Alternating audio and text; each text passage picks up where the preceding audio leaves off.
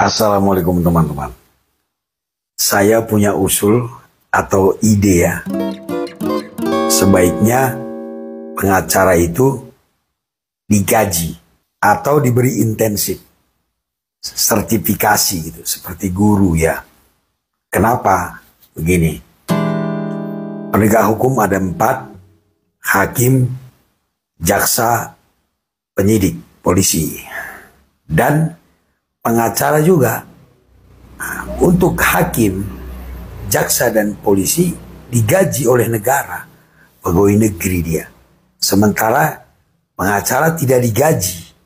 Nah, akhirnya mereka kan profesional, berbayar. Oke?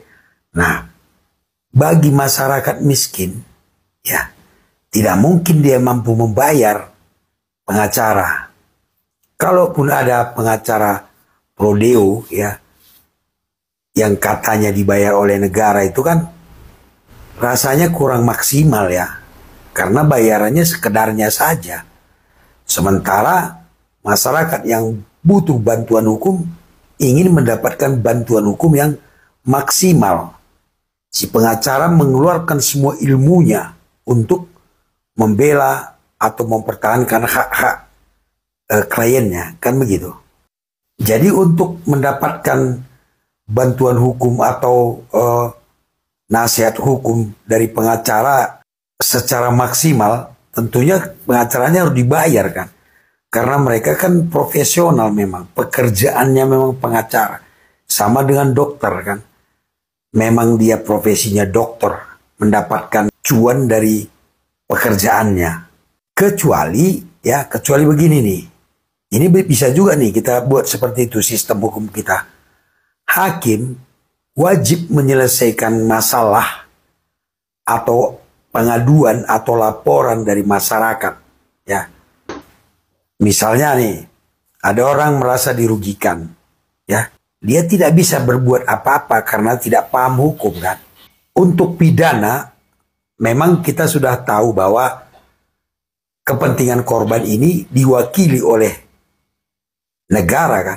Dalam hal ini penyidik, jaksa mewakili, menuntut dia jaksa. Jaksa menuntut kan mewakili korban. Nah, yang jadi masalah dan sering jadi problem adalah kasus perdata, teman-teman. Mereka merasa dirugikan, tapi tidak tahu caranya menggugat ke pengadilan. Tentu harus pakai pengacara. Ya. Kalau tidak ada pengacara, tidak bisa bayar, mereka tidak bisa berbuat apa-apa.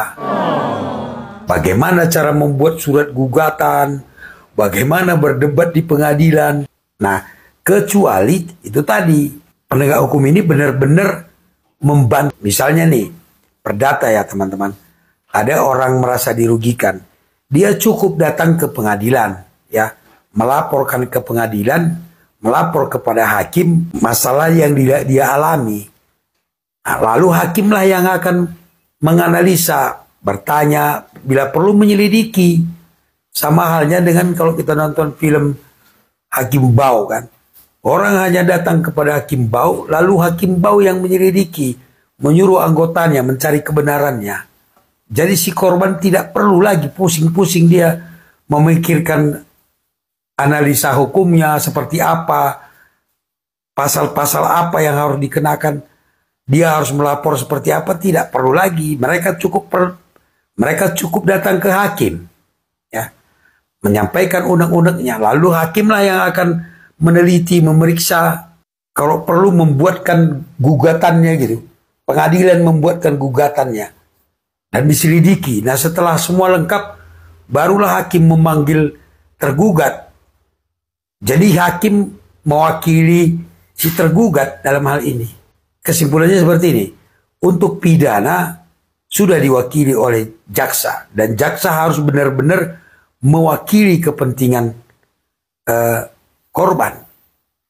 Sepenuhnya dia mewakili kepentingan korban tanpa syarat. Kemudian untuk perdata, hakim yang mewakili kepentingan korban. Sepenuhnya juga dengan sungguh-sungguh. Jadi tidak perlu lagi pengacara untuk korban kan.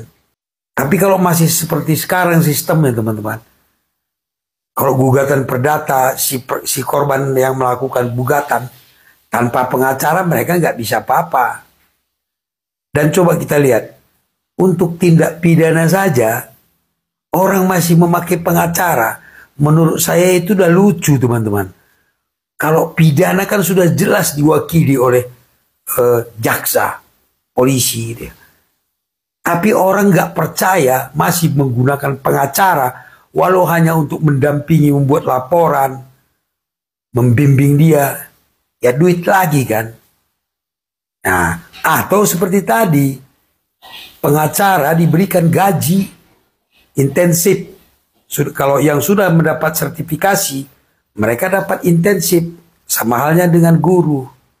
Ini semua untuk kepentingan masyarakat yang menjadi korban, baik dalam hal perdata maupun pidana. Bagaimana menurut teman-teman? Bahkan enggak?